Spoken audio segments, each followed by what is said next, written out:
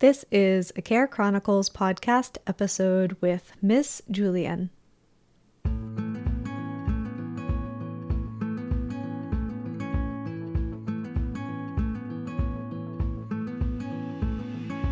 Okay, so if you've been listening, you know that I've been working on an album for quite some time, and it's a resilience-based album. So I've been trying to create essentially like a musical guide to help parents and families and teachers train kids the core resilience skills that they need to survive basically the unsurvivable, right? Like those moments that are make or break moments for people, or just the everyday stress and challenge of life.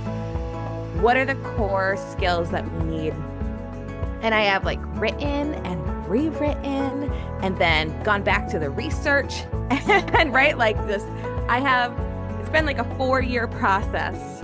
I almost feel like it's a dissertation at this point. It's like a musical dissertation of like, how can we help kids break intergenerational traumas? How can we do that? Right? Just at the same time we're learning our ABCs. How can we learn how to develop these core resilience skills?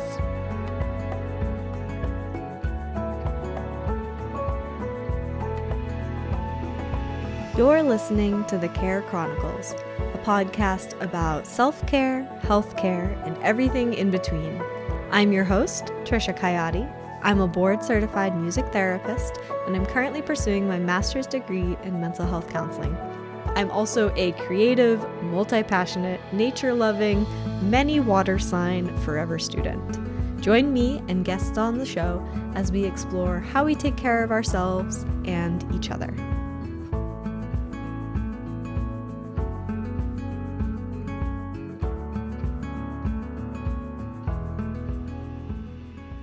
Welcome back to the Care Chronicles podcast. Thank you so much for joining me today for this awesome conversation with Miss Julieann, who you've probably heard on the show before. If you've missed any of her past episodes, check them out. They'll be linked below just to get a background on who Julieann is, what she does. She is an inspirational, kind, amazing, compassionate, creative human being, and I always enjoy getting to connect with her. Today, we're talking about the newly or upcoming release of her album, Resilient Child, which is such a labor of love. You can tell just by listening to the music, but you'll also hear today how she's incorporated research, her experiences as a music therapist, her own own experiences as just being a person, and put it all together into this amazing album where she's collaborated with other musicians to create songs that are accessible for kids and adults to help them learn how to be resilient and to learn resiliency skills. So you'll definitely hear her talk all about that today. I hope you enjoy this conversation as much as I did. Like I said, I always love connecting with Julieann. I will insert some clips of her songs as well throughout this episode to give you a feel for what we're talking about. One of her singles is already out. It is entitled I Am Enough, and another one of her singles will be coming out this Friday, so check her out on social media and on Spotify or wherever you get your music so that you can hear those. And the whole album will be released on September 22nd. All right, let's get into this conversation.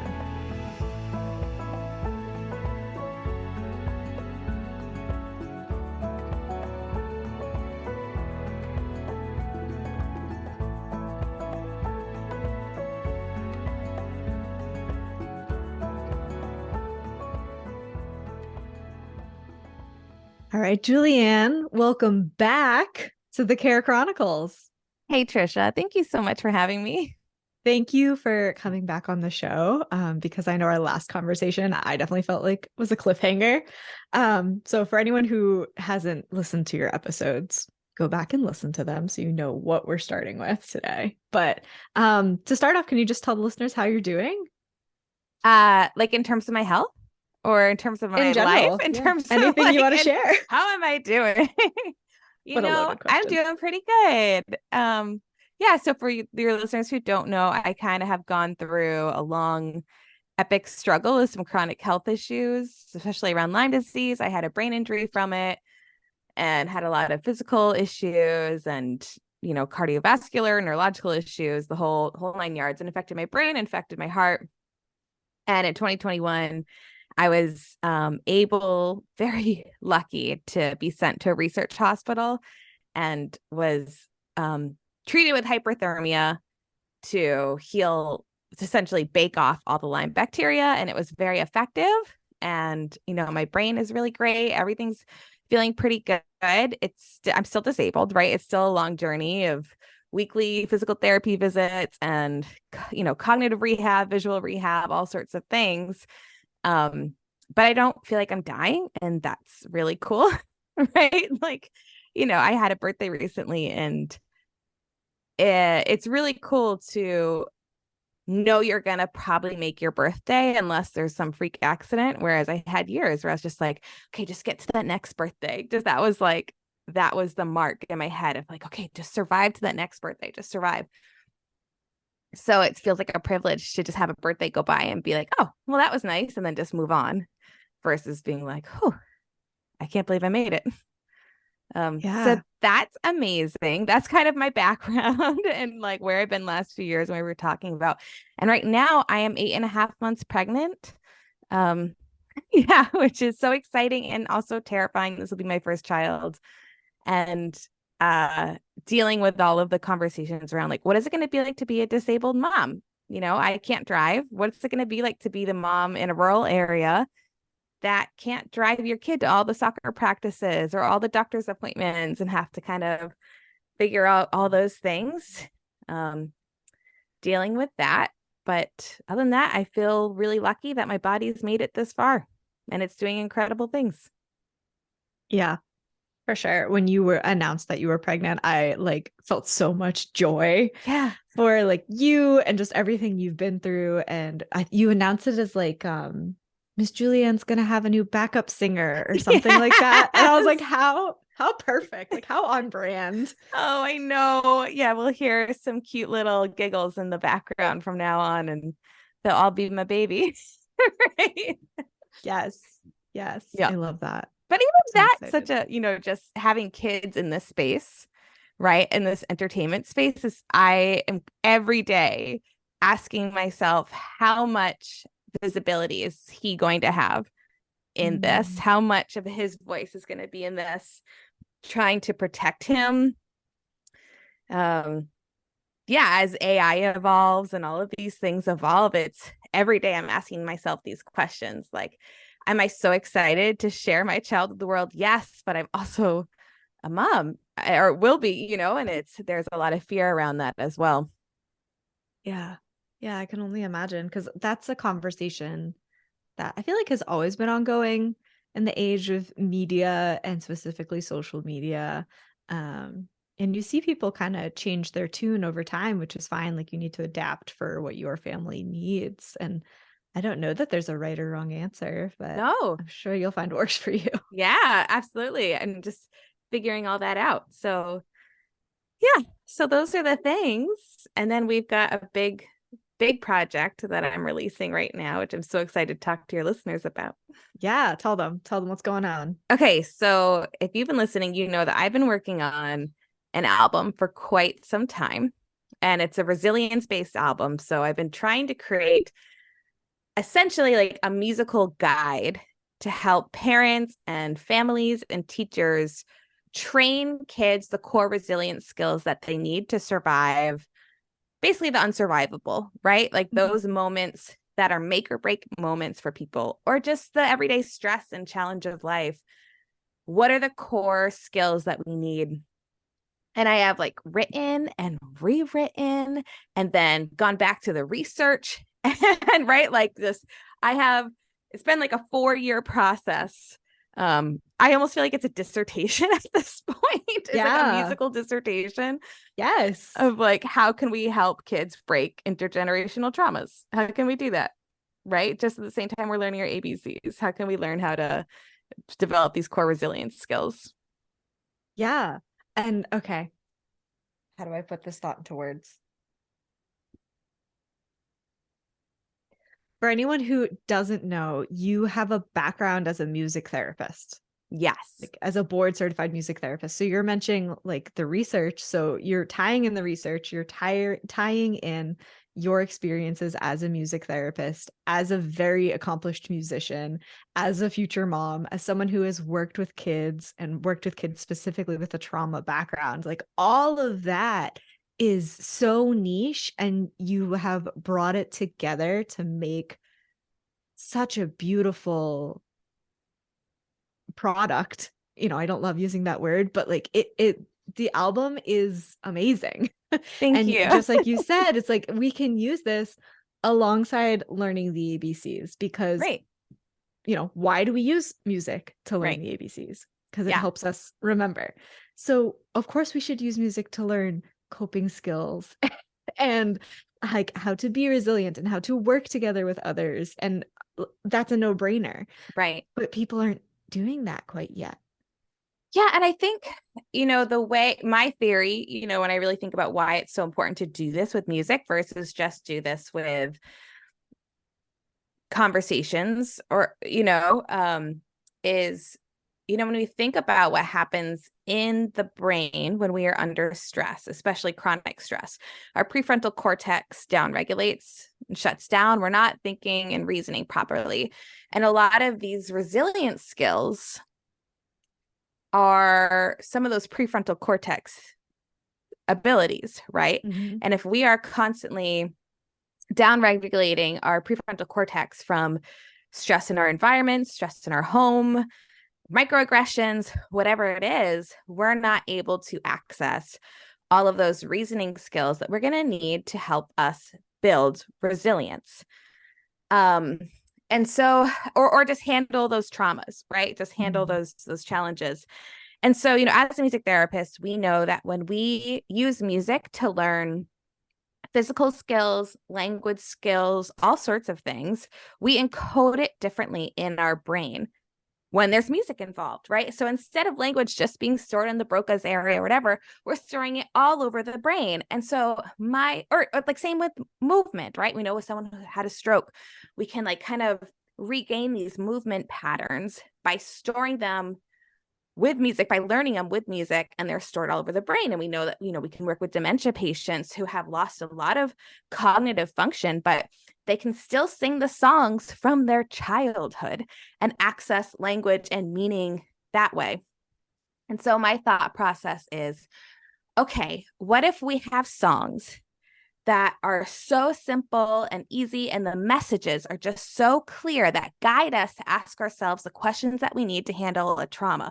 So, for example, who do I go to right now? As simple as that. Who am I going to go to? Or where am I safe? Right? Like, where are my safe spaces? Those simple questions. If we can ingrain it in our brain the same way that we do the ABCs or these childhood nursery rhymes, then my thought is that when stress happens or trauma happens and we can't necessarily access that prefrontal cortex, we're still going to be able to access those regulation skills because they're going to be stored all over the brain with music, right? Yes. So Yes. that's kind of the whole point of making it a musical guide versus just an activity book or a lesson or something like that. Like, have it be, music has to be involved in order for it to be accessible during those moments of stress.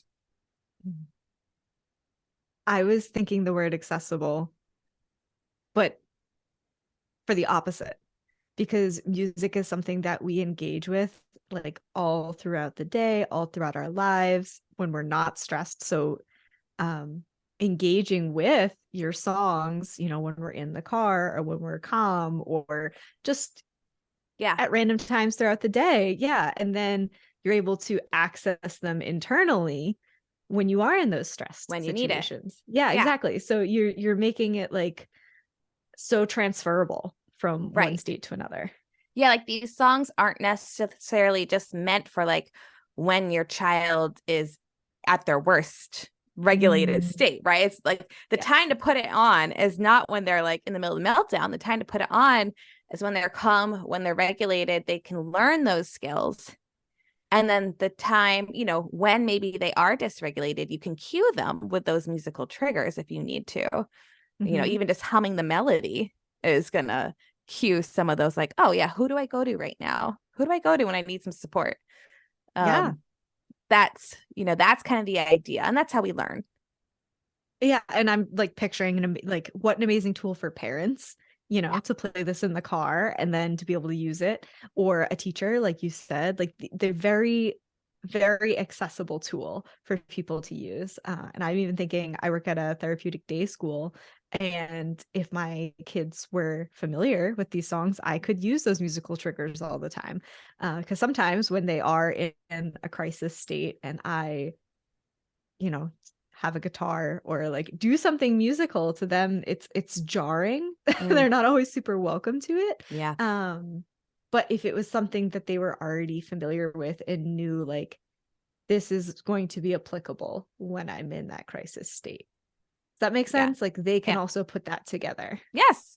Yeah. And that's the whole point, is like we're teaching them these skills as young as possible. So that way, when they're 16, 17, 18, or 30 or 40 or 50 and something happens to them, they have all those skills accessible, because we can only really learn them in that calm state, right? Like that's the Yes. time when we are learning.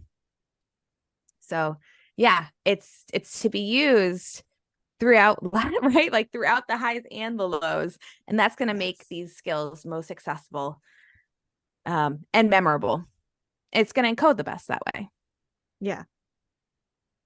So do you want to talk more about like this psych aspect of it, or do you want to talk about the musicality of it, because the songs are like super deep? Well, let's So I go don't know into if you want that. to shift or Let's not. just talk about the music itself for a moment.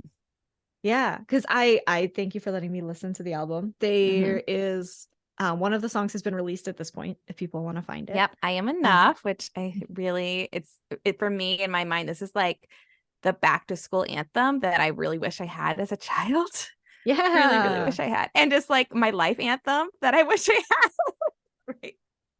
Yeah, well, and listening to all of the songs, you mentioned like simple songs that are very accessible that the brain can process, but while I was listening to them, every single one caught my attention for different reasons, Mm, and none of them felt like very superficial musicality wise. yeah. They were in depth. You had like different genres. Mm-hmm. You incorporated different voices. Like the musicality that you put into the album, I feel like is also worth recognizing, because sometimes children's music, even with such a deep message, can be like very superficial musically. Yes. Yeah. And that was something I really thought a lot about. So Stephanie from Music for Kiddos, we talk a lot about this, right? Mm, Like having music that doesn't necessarily always fit a standard drama. I mean, a standard genre, right? yeah. Because I think in our minds, we are creating music for the kids. And part of it is like, I also want this album to be for every kid from every neighborhood and every walk of life. And that's hard to do, right? Because you Mm, can't necessarily make music that's going to please everyone. And I wanted different age groups to be able to find some songs that were accessible to them. So there are some songs on there that you might listen to and be like, yeah, this is perfect for a preschooler. And there are some songs in there that you might say, oh, this is perfect for a middle schooler, or just there's a developmental range, which I really mm, like. Because I think also within the music, um, I think there are going to be a lot of questions for parents that are going to be hitting them, questions they've probably never been asked before. So I really wanted to create something that was intergenerationally thought provoking and accessible. So yeah, the genres are a little bit all over the place. In general, though, there's a bit of like a folk. I would say it's like yeah. there's a folk background, there's a little pop in there. There's a hip hop folk bluegrass mashup, which I don't think it's literally ever been done before in the history of of music, but I had this dream of making that one happen, and it was beautiful. So It is beautiful. I maybe loved we it. should do more of those. I don't know. Yep. Yeah. So Yeah. that That was, go ahead. no, I was just gonna say thank you for saying that about the music because we worked really hard. Um, to our detriment in a sense where the entertainment industry really, really likes to put you in one genre, and they get really Mm, mad when you're not one genre, when they can't just be like, she's folk, she's bluegrass, she's yeah. pop, right? They get really, really confused and upset about that. But that's okay. I'm okay with making people angry sometimes. Yeah. I guess I've never thought about the like music industry side of Mm. what you do. I don't know if you want to touch on that, but Yeah, well, this has been something that Stephanie Level and I have been really, I'm so grateful to have her in my life because we are kind of exploring it together, right? Because you have there the music therapists in the kids music world, um, and which is different than the children's music entertainment industry, mm, right? yeah. And there are a lot of gatekeepers. There's, if you want to actually make money in these fields, you kind of have to like fit into these cookie cutter situations, and um it's really hard to navigate, especially when you still have this kids first goal over producer listening goal, right? Adult listener goal. Right now Mm, there's a lot of like, I call it like easy listening for families music being created, where it's like kid topics but developmentally appropriate for adults, and where it's not really engaging the children at all. It's just a kid friendly song. But as music therapists, our goal is engagement, right? Because that's where the magic happens. That's where the learning happens. That's where the growth happens. So sometimes it can be difficult to combine that, right? If you want to make money in the children's industry, you have to find that balance between the adult gatekeepers that will determine whether or not you're going to go on the radio or go on the playlist, which is how you're going to make your money, versus the kid listeners that's going to determine whether or not they actually like the music, right? It's yeah. and have it be useful and utilize as a tool. So there's a balance there. It's tricky. Gosh, how infuriating. I'm so sorry. No, but that's okay. It's also, I think there's these incredible children's musicians in this field that we're really pushing back on that.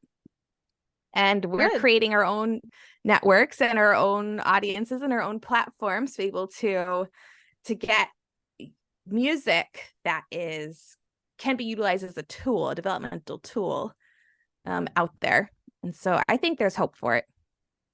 Yeah. Yeah, I'm with you. Hopefully more people see the value in that.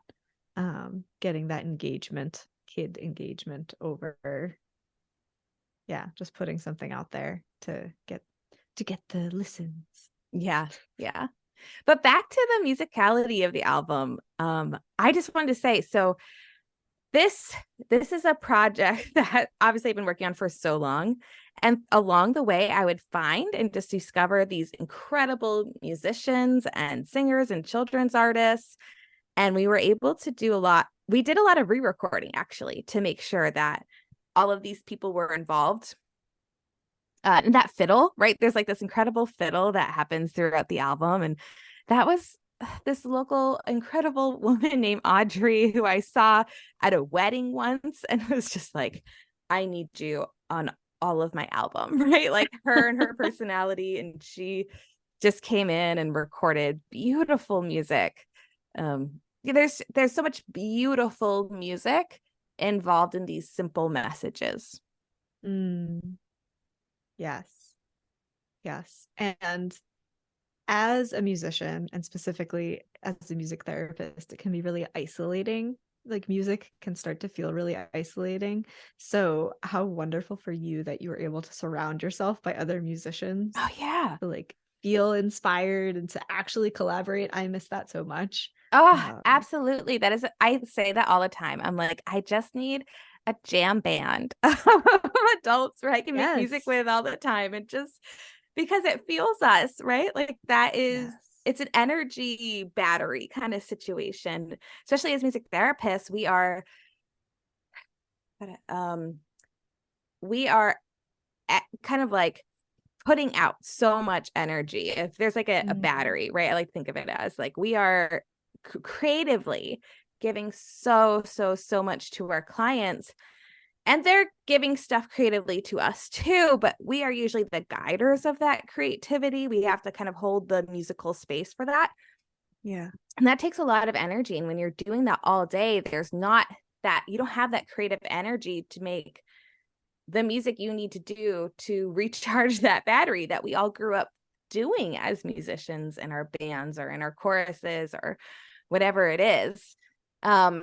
So that's almost in my mind, like one of that great things about my medical leave that I had, right? As like, Mm. as terrible as it was, and as stuck in bed as I was, and as miserable as I was, it gave me creative space to be able to not just make music for my clients, but to make music with a bigger general goal that was fulfilling for me and for the kids I wanted it to be for.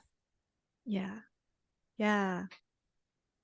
It was less of like making musical band-aids and more of like stopping the I don't want to get too graphic, but stopping the gush of water, or like, turning off the hose pipe. Like, what kind of music can I make to turn off this hose pipe of trauma versus just trying to keep putting band-aids over the leaks or something.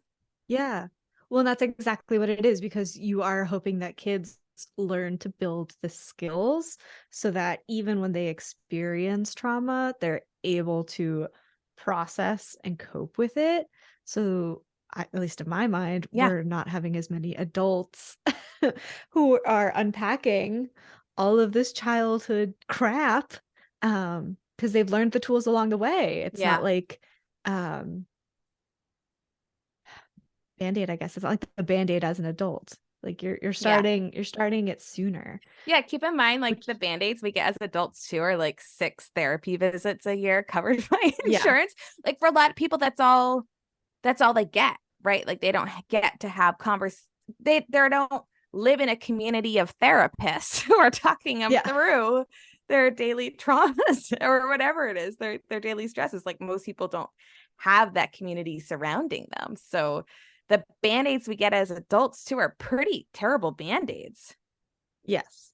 And if I had not gone into a therapy setting and a therapeutic career, I wouldn't know coping Yeah. skills. I Yeah. would not have heard what self-care was. Yes. I would like, I feel like I'm still learning how to process my emotions. Yeah. And like, you know what I mean? That like that kind of stuff. And we are trying to teach kids how to do that when we're Yeah. learning how to do it as adults. Yeah. And really, I think where the change is going to happen too is when we're teaching kids and their parents at the same time, Yes. Yes. right? Like there's some of these songs I've listened to with some older people in my life. And we'll put it that way, different generation. And I remember, so there's a whole song about support. There's a lot of songs about Mhm. connection and support on this album because they are some of the best buffers of the neurological trauma that can happen from neurological impacts that can happen from trauma. If we have strong connections and strong support systems, that's like our top resilience skill. And so there's this whole song where the chorus is like, feel so much better now because you played with me. You danced with me. You jumped with me. You supported me. Right? And that'll be a single actually coming out. If this comes out on Wednesday, so it'll be coming out on Friday. So look for that, everyone. But there was an older gentleman in my life that was like, okay, I really, really like this song. I really, really like the messages. But do you have to use the word support? That word just feels so icky. It's just like, oh God, this is why I'm making this album, right? Yeah. Like there's been so much stigmatized, I can't even say the word right now, I'm sorry, stigma surrounding needing support, that even the word for a certain generation can feel uncomfortable and icky. And how nice would it be if we had a generation where we didn't have to feel icky about thanking someone for their support. We didn't have to feel shame in that, and it could be celebrated. And then 2, where we could ask for it without shame and knowing that we were being strong by doing it. So, yeah. I'm thinking of a specific older person also in my life, different generation, who keeps getting hurt physically because they will not ask for help. And weekly, daily, I say to them, hey, let me know when you need something, all the time. Like, just shoot me a text. Yeah. Call me, whatever.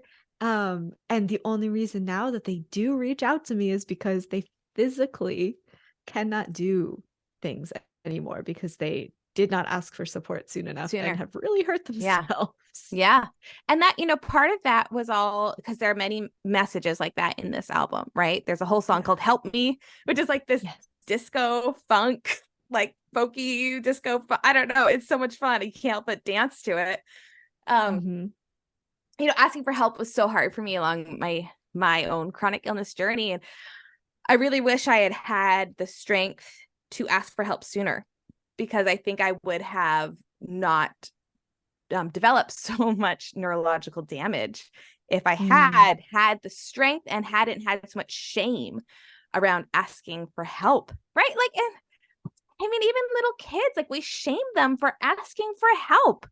It's like, it's so sad. We have to stop this cycle. And there's a song, the one I'm doing with Lori Berkner on the album. So Lori Berkner is a feature on this album, everyone, which was a dream come true for me. And she's on this song called Who Are the People You Go To? And it's just identifying your support system. It is so simple. It's one that if you can know 3 chords, if you know C, F, and G, right, on the ukulele or whatever, you can put it in whatever key you want. But it's just that simple 1-4-5 song. You don't even need to play it with an instrument, right? It's so simple. But in it, you just identify the people that you go to. And again, I try this with everyone, right? Like, who do you go to? Like, I'll play the song. They're like, okay, now your turn. Who do you go to? We're going to put in the song. And it's always with this older generation. They're like, right. They've never even been asked that question before. They've never thought through that process.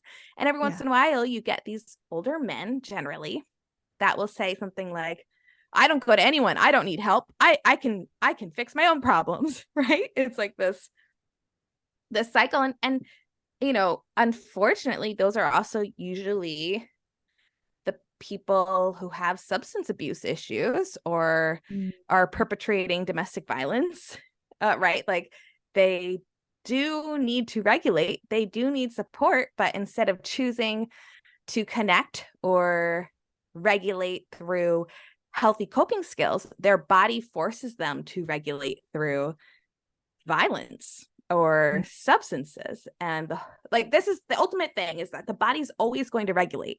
We can't stop that, right? It's going to seek regulation, and it's either going to seek it from healthy coping skills, or it's going to seek it from maladaptive coping skills, right? Like, there's either way, your body's going to find regulation.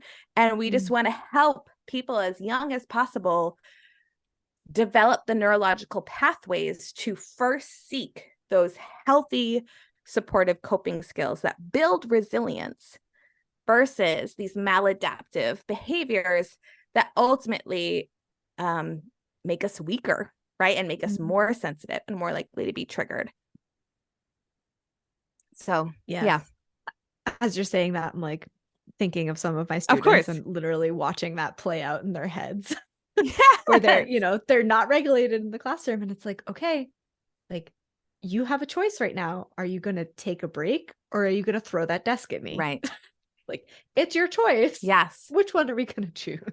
Yeah. And the thing is that every time like we choose the maladaptive behavior, that also like strengthens these pathways. And so we want to like, that's why it's also so important to do these interventions as young as possible. Because like, what if like instead of throwing the chair, your first intervention that you started to learn from a young age was like to ask for a hug? Boom. I'm like, okay. Yeah. Well, this is a different planet now we would be looking at. Yes, exactly. Exactly. Oh, there was another song. Yes, you got a power so strong. You can help others with your gratitude song. When you tell someone I appreciate you, you fill out with joy. That's what you can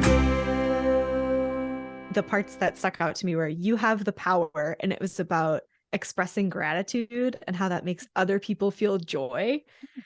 And I was like, oh my gosh, like that's something I've definitely needed to hear of, like how much of a positive impact you can have on someone else by like showing them that you appreciate them, or by showing them that you have gratitude for things, and that they can also choose to see like and have gratitude for things, and what a power that is. Like it can totally change the environment or like the dynamic of a group setting.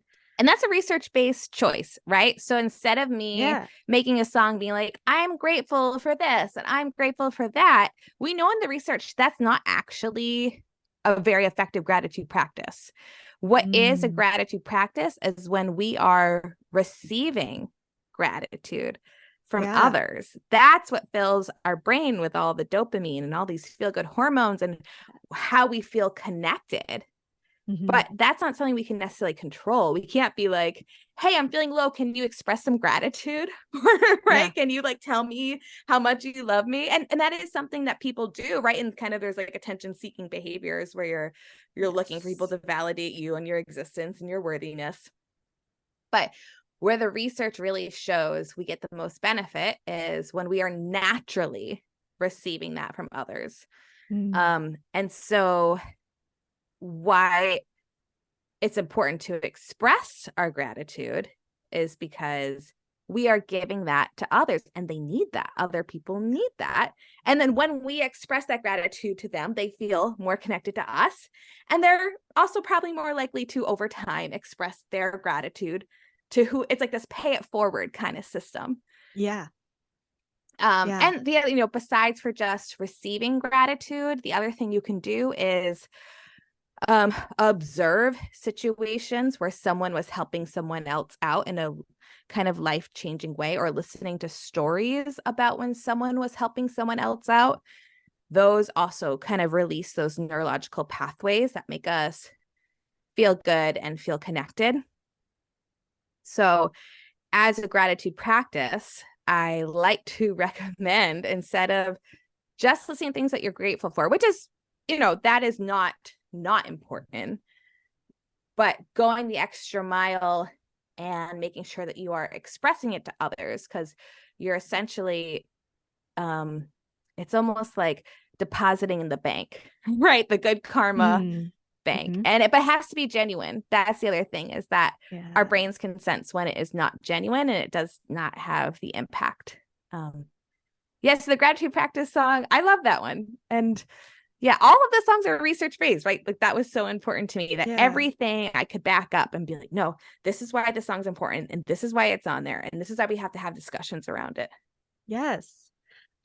So that specifically, like expressing the gratitude and genuinely, I'm thinking of, I have a colleague who's a classroom teacher, and whenever I leave her classroom, like at the end of the class or whatever, I will say like, thank you. That's kind of like, we thank our teacher or whatever.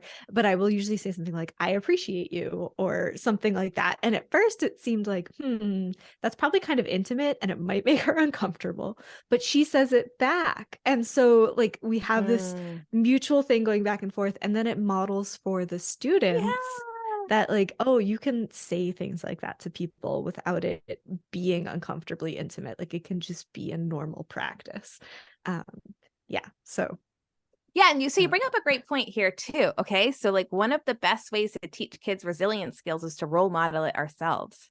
Mm. So I can have these discussions with kids about who do you go to, but unless their parents are not role modeling that at home, like that's not going to, or if they're not seeing examples of it from adults on a daily basis, it's not going to hit as hard. So I think, or like, be as impactful. So I think if we really want a real change, like we as adults have to push ourselves to ask these hard questions of ourselves and to use these coping skills and to talk through it with our kids when we're using these coping skills, right? So I very much plan on with my child from birth on, right? Even still now he's in my belly and I'll be like, hey, buddy, I'm feeling upset right now. So I'm going to call my friend, right? Like, and talking through that and, or with your spouse or whatever, be like, hey, I'm having some big feelings. Let me take some space and think through this. And then I'll get back to you, right? Like we have to vocalize this with our kids. We can't just do these resilient actions. I really want to encourage all of these parents to vocalize and talk through and walk through them with their kids when they're using these tools for themselves, or teachers, or any adults in a child's life. Yeah. And hence like the multi-generational part of the album is to have adults recognize this while they're engaging with the music with their kids. Yeah. For them to, make those steps themselves. I'm thinking of like my own childhood, and I grew up in like a very stable, supportive family. But I don't know that my parents ever modeled self-regulation. You know what I mean? It was just kind of like everything's fine. Everything's Like fine. very, Yeah. And very even like if your baseline. parents were fighting, you'd be like, wait, what's wrong? They'd be like, everything's fine. We're just having a discussion. And you're like, I don't know. This does not feel fine or safe. Even beyond that, like I wouldn't witness any part of the discussion. So I like never saw the conflict, had that modeled, and never saw the resolution. Yeah, exactly. So it's kind of just like, oh, this is a thing I do. And I try to do that with my students. Like, hey, like I'm a little upset, so I'm going to go sit over there. If you need me, I'm there, but I just need some space, or, grabbing a fidget or like doing whatever. Trying to make that like very bold and obvious for them, but not in a way that seems disingenuous. Right. It has to be genuine, right? Like, kids are the best foolproof lie detectors in the whole world. Yes, they are. Right. They're so good at that. I remember I have this niece who's just so intuitive, right? And I remember being upset at a family party about something that someone said to me or whatever the situation was. And I was like trying so hard to hold it in and just numbing, right? Dissociating, numbing, doing everything I could to not cry in front of my whole family. And my niece, I'm like, we're away from everyone. My niece comes over and she's like, what's wrong, Auntie? And I'm just like, nothing's wrong. I'm fine. She's like, that's not true. And then I just, right? Like, no, like, don't mess around. And, they can tell. And that's okay. Like also learning to be okay as adults, showing our emotions and to children. And that is actually really important for them to see. We don't want them to see us rage all the time necessarily, because we don't want to make them feel unsafe. But even if you are upset, it's so important to be able to express that, and to express that their connection with you is still safe, right? So there's that whole song. There's the lullaby on this album with Stephanie Lovell, who's got the most beautiful voice in the whole world. That song is all about expressing our love to children, helping children feel safe, even when the parent does not feel good and happy and joyful, and instead maybe having a dark, challenging time. And that is something that I really wish as a kid I had understood, that like my parents' conflicts did not affect whether or not I was safe or loved. It was never kind of explained to me that way. So there was just a lot of conflict in my household growing up. And that was all processed in my body as I'm not safe, I'm not secure, and I'm not attached, right? It's like the attachment is not safe here. Whereas I really wish every child could know from a young age that like, okay, even when mom is mad, or when someone's yelling or whatever, like when someone's having a hard day, that does not mean they do not love me. And it does not mean that I am not safe. Yeah. So yeah, if you're a parent, I really recommend taking a listen to that lullaby. For sure. And the whole album. Yeah, whole album. Which will be out. I don't know if we mentioned yet, but the whole album will be out on September 22nd. Yeah, and I'm due September 23rd. So let's just see what happens there. That's what I thought when I saw the timing. So you're just birthing it all at the same time. Well, getting pregnant was a really big incentive for me to finish this album. I think I probably could have kept going and going and going, but I really wanted to close one chapter to open another. Yes. And so literally, like, when I realized I was pregnant, I was like, okay, I have to set a date for this album. It's just, okay, I got 9 months. Let's go. All right. Yeah. Can we talk a little bit about I Am Enough? I know we mentioned that. It's already out as a single right now. Even if I'm the worst, I do it all again. Cause I know if I try and try, I win every now and then. I am enough, I am enough, I am enough, I am enough. And I am worthy of the air I breathe, and I am worthy of the food I eat. I am enough, I am enough, I am enough. I am enough, and I am worthy of all the hugs, and I'm worthy of love. I am worthy of love. And this is one I just really want to make sure that people take a listen to. Besides for just being this kind of feel-good mantra, in my when I send it out to all my pre-listeners, like the feedback I get back from this song has shown me how much more powerful I even thought it could be. I think there are a lot of adults, particularly adult women, who are coming back to me. I think there are some messages in the song that I really want us to think about. And I wrote this song for me, right? So I was probably at some of my lowest moments with Lyme disease, where I really felt like a burden on my family and on society. And, I wouldn't say I was suicidal, but I would say that shame of being a burden was so powerful that I definitely thought through many times, like, oh, it'd be so much easier if I just were not here.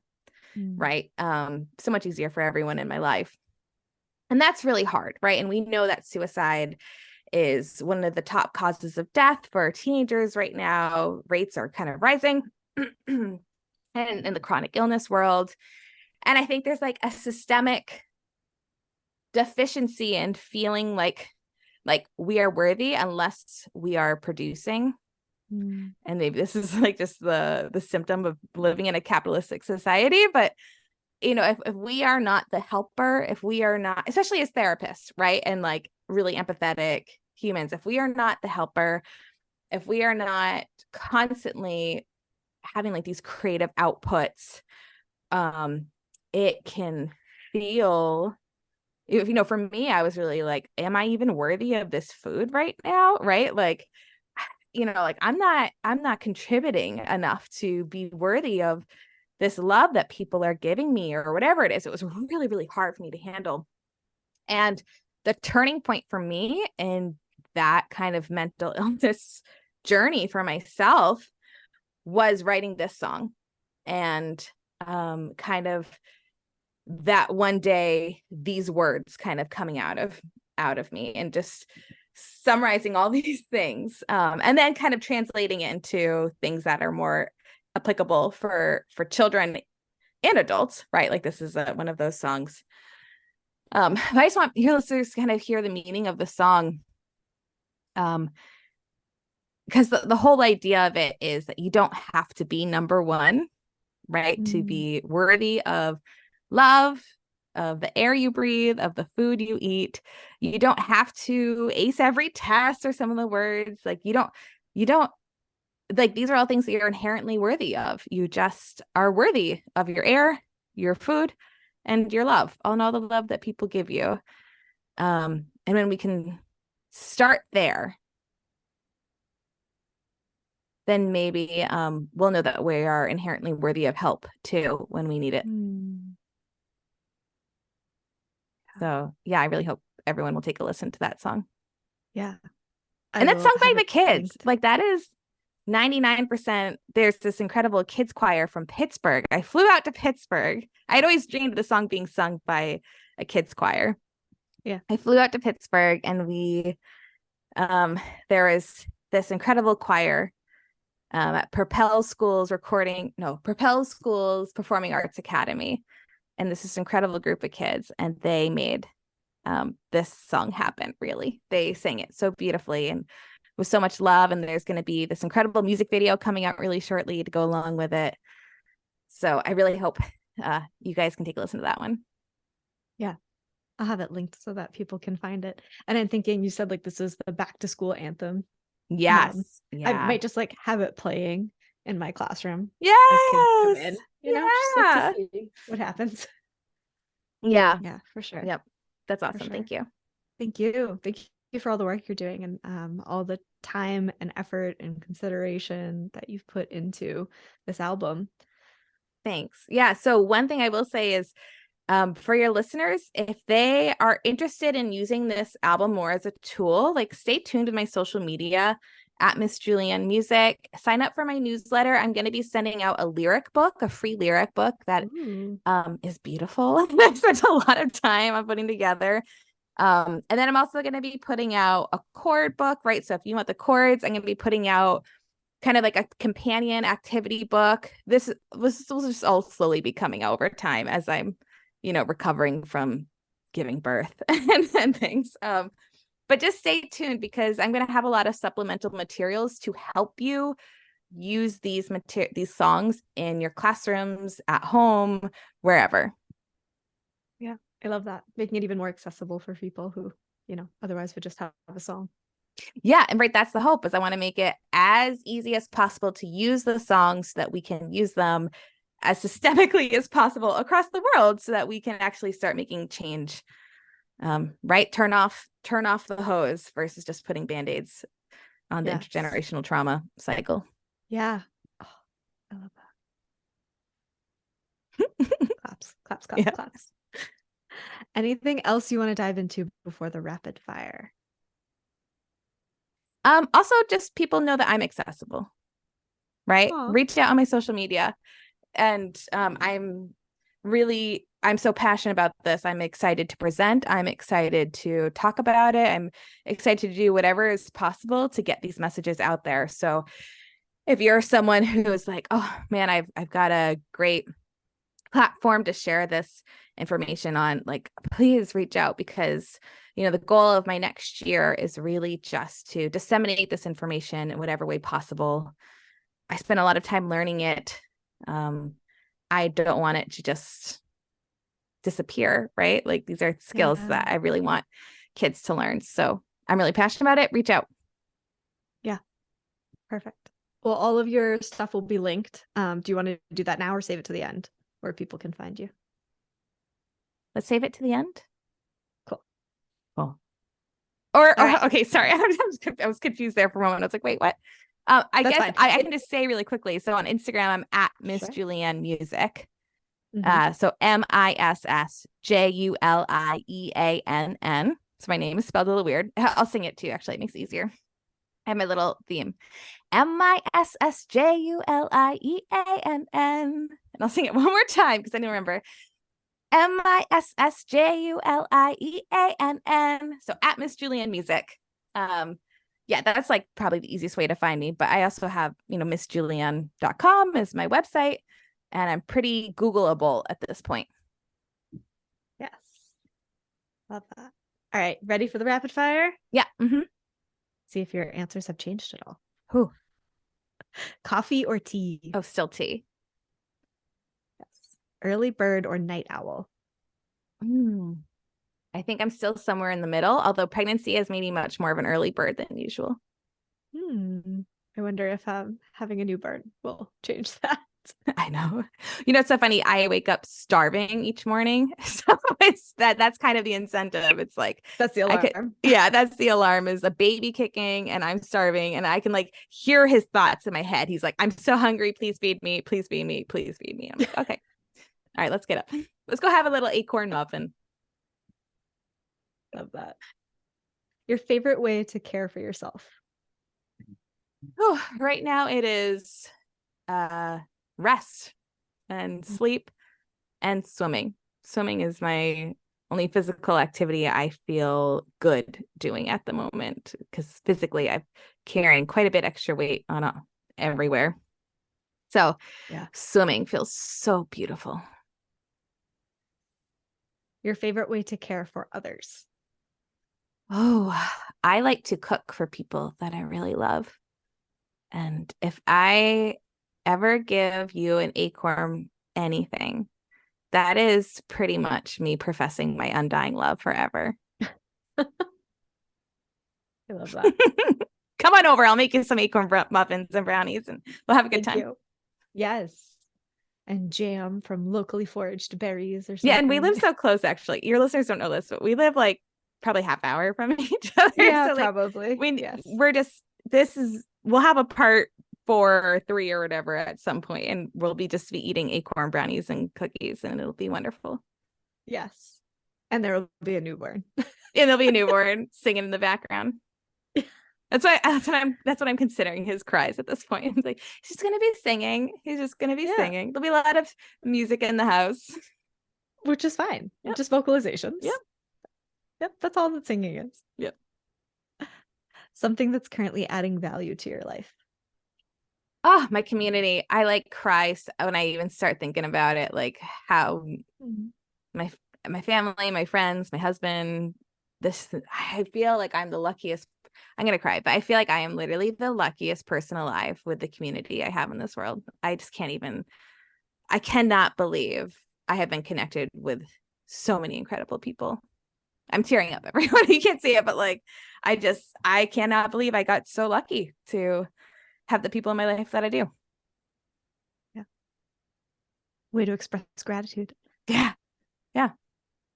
And it's very genuine. And I really, really feel that. Yeah. Yeah. Beautiful.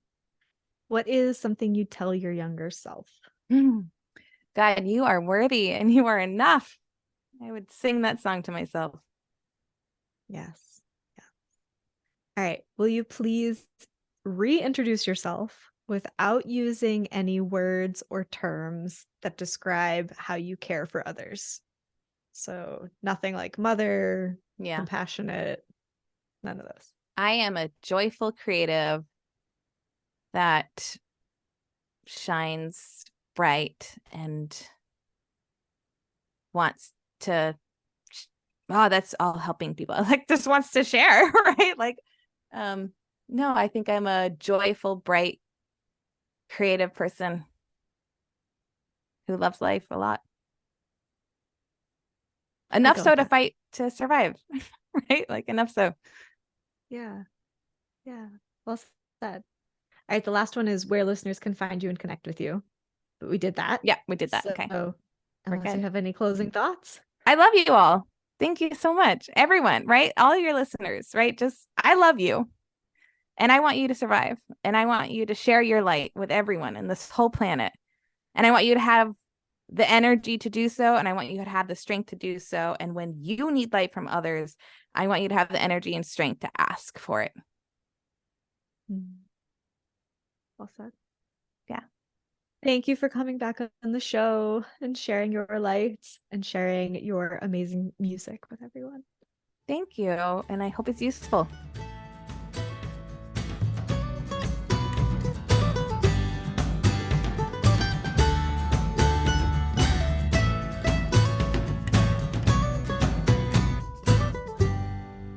I am resilient. I am strong. You can knock me down, but I'll just carry on. I am resilient. I am strong. And nobody can stop me from singing my song. So stand up, stand tall,